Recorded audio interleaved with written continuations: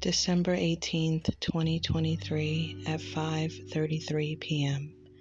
Hey y'all, welcome back to Everybody's Got a Story. I'm glad you're here. Y'all, okay, so a message just came through and I felt like it would be helpful to a lot of people if I shared it, so just bear with me, okay?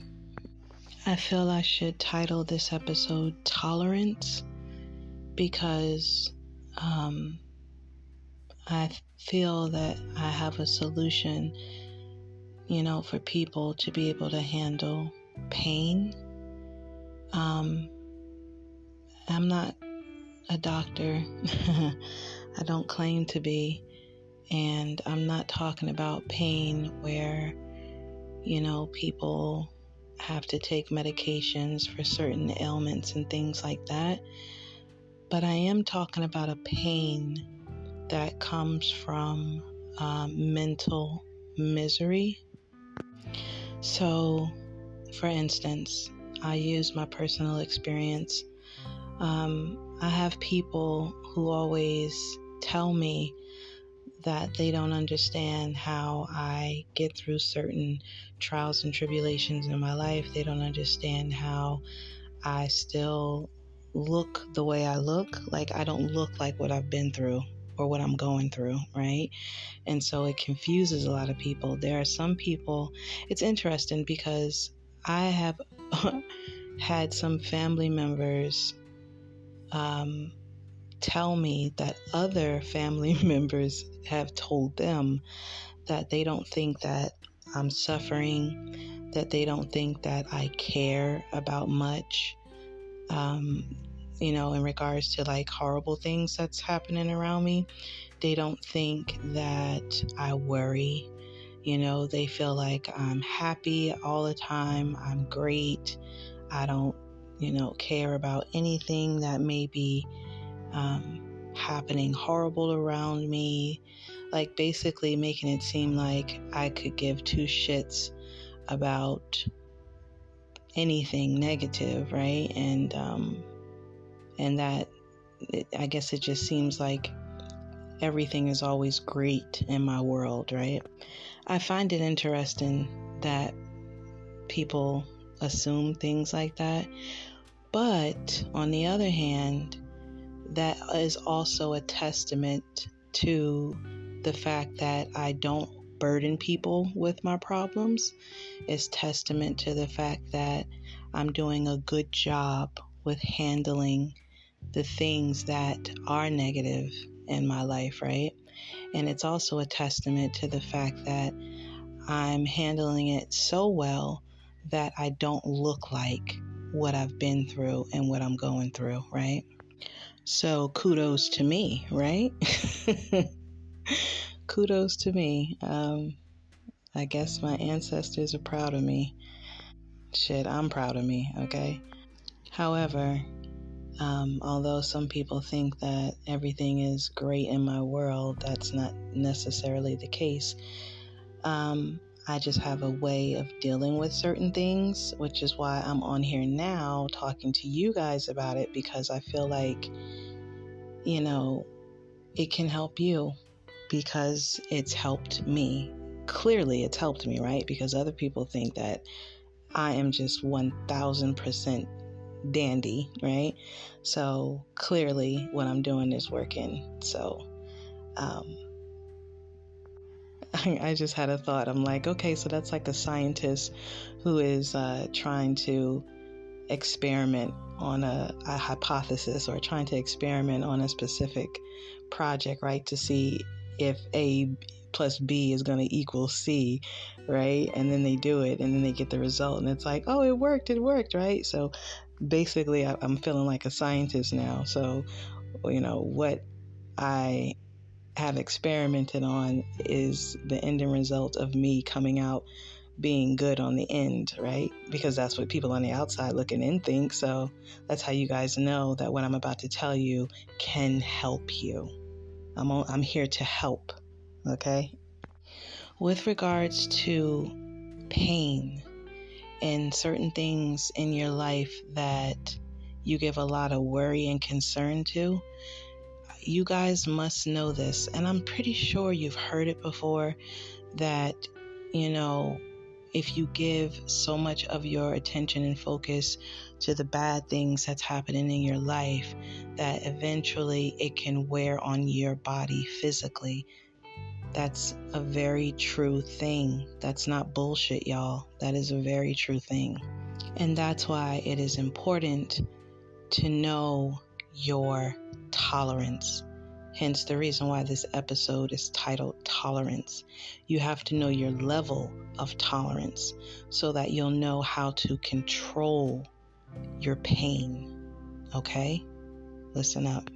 So when I give an example of certain experiences that have given me great pain, I'm going to use the experience of my kids and how I've been through this horrible child custody battle with an ex who has done horrible things, right? Down to just completely disappearing with my kids, hiding my kids, cutting off all communication. I don't know what's going on where. I feel like I've tried everything that I can, as humanly possible. I feel like, and then that's where more pain comes from, right, guys? Because you always beat yourself up, because in the back of your mind, you're like, but is there something else that I can do? Is there something else that I could have tried? And if it is, what is it? What is it, right? And then you constantly beat yourself up because you're like, why can't I think of something else to do? Why can't I think of something else to try? What more can I do? And that's where that misery comes from. That's where that pain can come from, because you're constantly focusing on that one thing, and it's giving you physical pain because of the mental, right? The mental worry. I learned a while ago that I have to control my pain tolerance when it comes to this situation with my kids, because that kind of pain can literally kill you. And the reason why I say that is because I have been in a situation where I have endured so much pain from this specific situation that I felt like I was dying. And an example from that is on one of my kids, or both of them, I have twins, my kid's birthday. I'm not sure if it was their fourth birthday or their fifth birthday. I believe it was their fourth birthday. And the ex just, disappeared, cut everything off. I don't know. Okay, I'll just say I don't know. My kid's birthday came, there was no connection with my kids, right?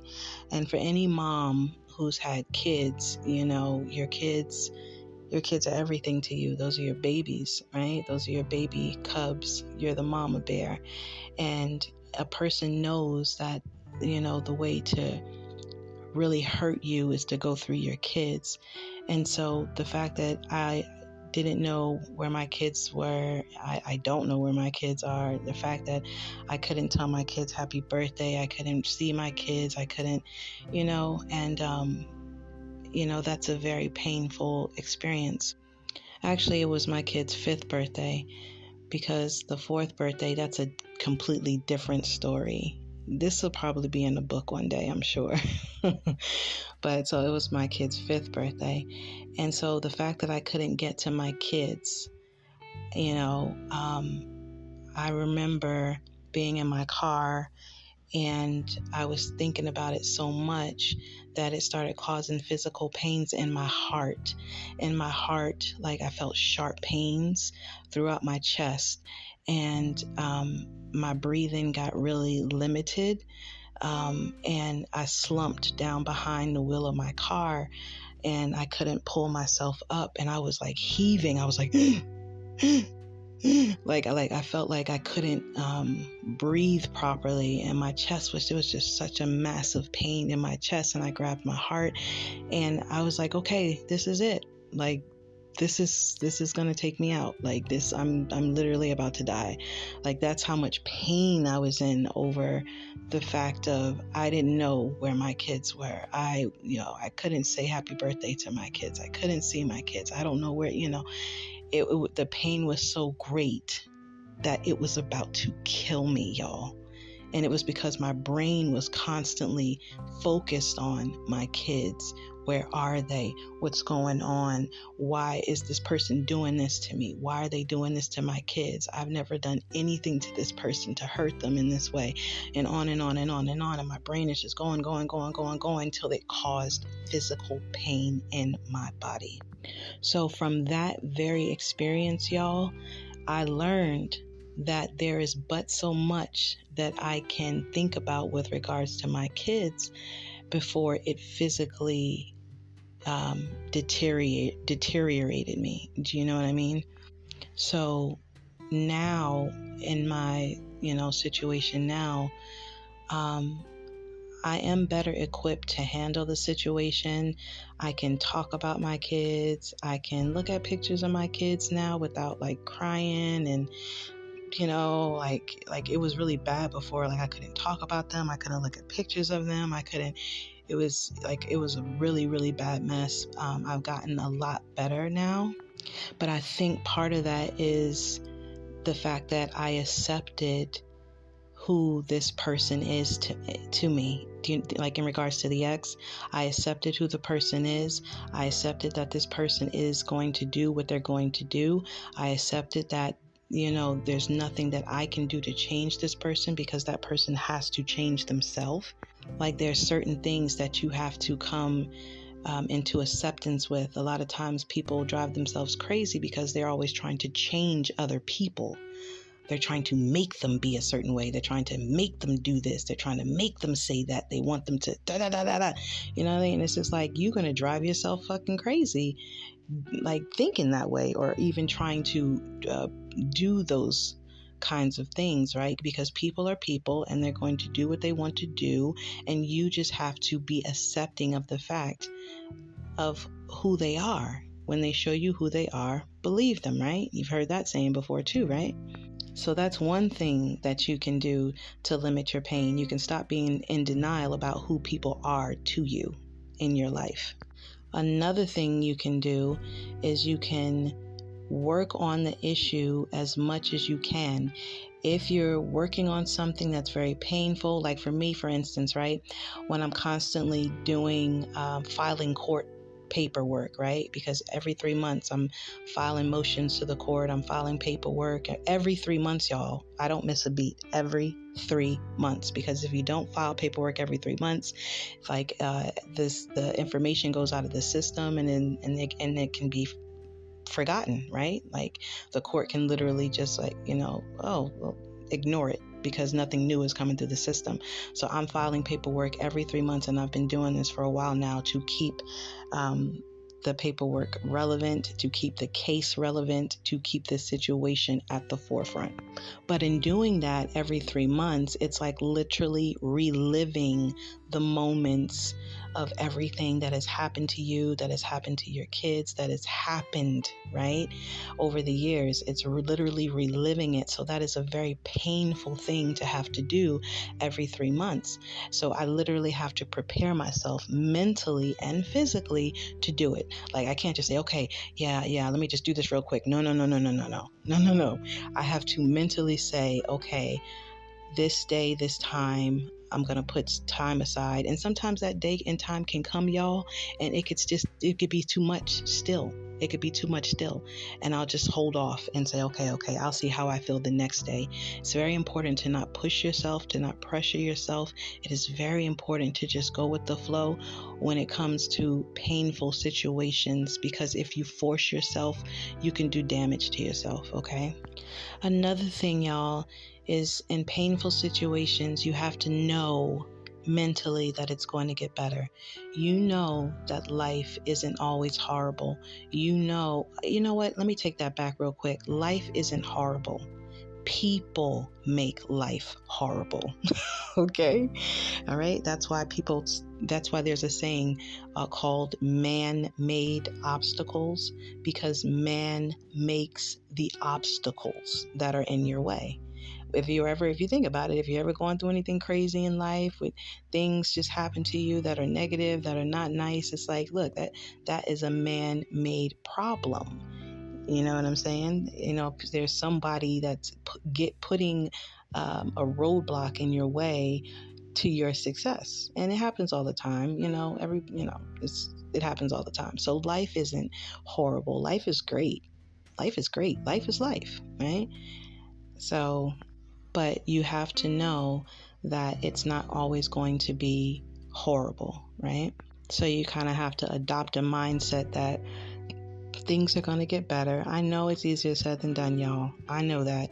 But that's why I said you have to adopt a habit. It has to be habitual. You know what I mean? Kind of like an addict is habitual with using drugs or using alcohol, or, you know what I'm saying? That's a habitual habit. It's something that is done over and over and over and over again, right? So you have to be an addict when it comes to being positive. You have to be positive over and over and over and over again in order for it to stick. It's a conditioned concept. It's funny too, because I was just thinking to myself that story that I just told y'all about feeling like I was literally about to die because of my kid's 5th birthday and stuff. I told that story to somebody and they took it, they kind of how do you say it? They took it like it was nothing. I remember, because, I don't share really deep moments in my life like that. I keep a lot of that stuff to myself. But when I do open up and decide to talk to somebody about it, you kind of feel like the person that you're talking to would be a good person to maybe get some advice from, or maybe a person that can console you in some kind of way. And I remember I said that exact thing that I just told y'all, and it was just like a matter-of-fact thing. It was like, it was like it didn't even matter. I was like, damn. And it just kind of let me know. It just woke me up again to the fact that, people are consumed in their own worlds. Sometimes people just don't have the capacity to care. Some people don't have the capacity to care. And a lot of times it's because they've been so hurt and damaged in their life that they feel like, they could literally probably think, well, that ain't shit.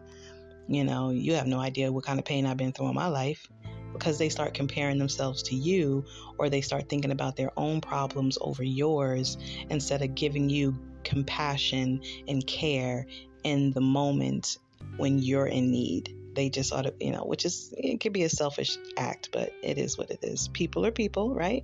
Like I said, you have to accept people for who they are, and you can't change them, and don't stress yourself out trying to. Okay? Because that will cause pain in your life. All right? I think people are so used to me being strong all the time. And hence my last name is Armstrong, right? That's so funny. I think people are so used to me being strong all the time that when I have moments of weakness that I tell them about, it's almost like, oh, bitch, please.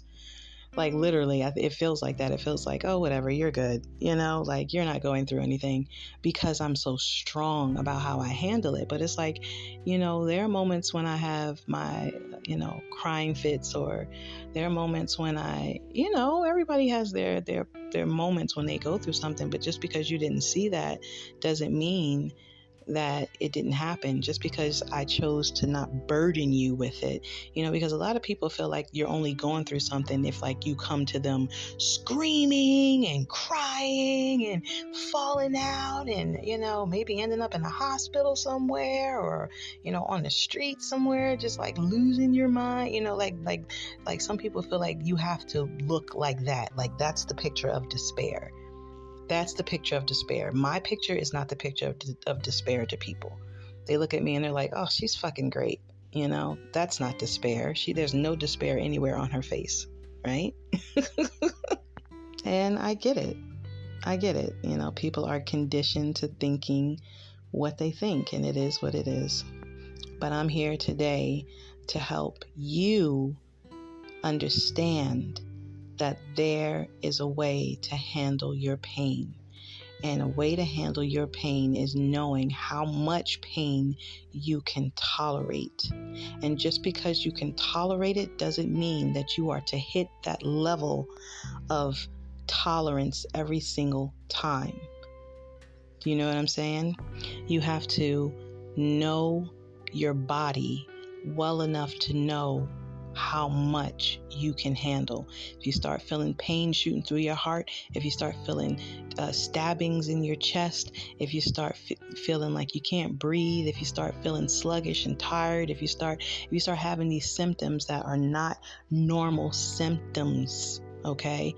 And you know it's not normal to you, and you're not feeling healthy, and you're not happy, and you're feeling depressed and sad and all that stuff, then you know that you've reached your pain tolerance, and you probably even surpassed it, which isn't healthy. So listen to your body. Really, really listen to your body. Pay attention to your body so that you know how to control your pain. Because if you don't, then you will end up having to take medications. You will end up having to go to the doctor saying, I'm having this pain, I'm having that pain, I don't know how to stop it, I don't know how to control it, I don't know where this is coming from, I don't know. Okay? And then the doctor is trying to practice on you to figure out, well, what's going on? Is it this? Is it that? Is it mental? Is it this? Well, where is this pain coming from? Well, I don't know, but let me figure out a pill that I can give you to appease it real quick. And then you can become addicted to the appeasement of the pill, and then you never really get to fixing the real problem at hand, because now you have this pill to appease this pain. It's just an example, y'all, okay? Another thing for me, and I'm going to end this because I'm over 20 minutes now. Y'all know I don't like going over 20 minutes on my episodes on my podcast because I feel like I lose y'all after a while. Like, this is going on too long. But so another good thing to adopt is something to keep you strong, something that keeps you positive, something that keeps you looking forward to living, right? For me, it's my kids. It's always been my kids.